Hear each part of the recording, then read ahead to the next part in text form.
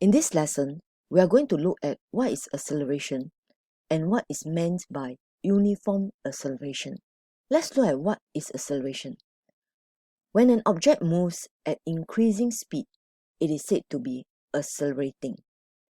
When it moves at decreasing speed, it is decelerating. Deceleration is also known as retardation or negative acceleration. In previous lesson, we learned that when we set the velocity for one direction to be positive, then the velocity for the opposite direction will be negative. However, when you see negative acceleration, it does not mean the object is in opposite direction. It means the object is decelerating. However, not all cases of negative acceleration means the object is decelerating. If the object is traveling in the opposite direction, its velocity becomes negative.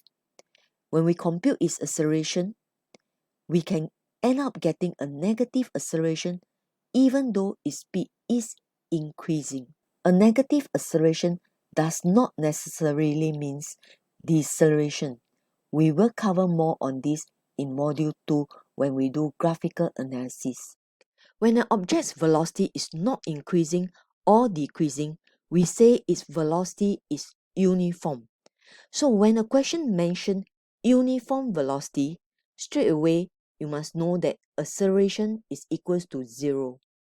So when an object's velocity is non-uniform, that is, the velocity changes over time, then the object is either accelerating or decelerating. By definition, acceleration is defined as the change in velocity with time. Acceleration can be computed by taking the final velocity minus the initial velocity and divide by the time duration. Since the SI unit of velocity is meters per second and the SI unit of time is seconds, then the SI unit of acceleration is meters per square second. Here's a study tip. When you study physics, it is important to know the SI unit because when you solve questions, you will need to bring each parameter to its SI units. You cannot have an equation where you take a velocity in meters per second to divide by a time that is in hour. You will need to convert the time from hour to seconds.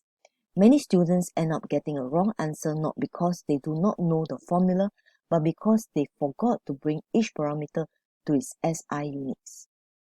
Now that you know what is acceleration, let's look at what is meant by uniform acceleration. If an object increases its speed at every equal time interval, it is having uniform acceleration. For example, a car starts from its resting position and increases its speed by 2 meters per second every second. It is having uniform acceleration at 2 meters per square second. Here's the illustration.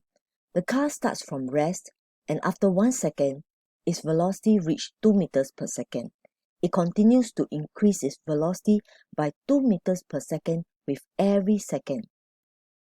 Using a formula of acceleration, we can compute its acceleration at each time interval.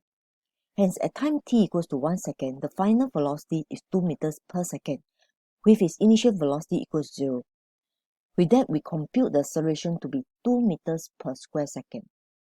Similarly, from time t equals to 1 second to time t equals 2 seconds, the final velocity is now 4 meters per second and the initial velocity is 2 meters per second. So again, the acceleration works out to be 2 meters per square second.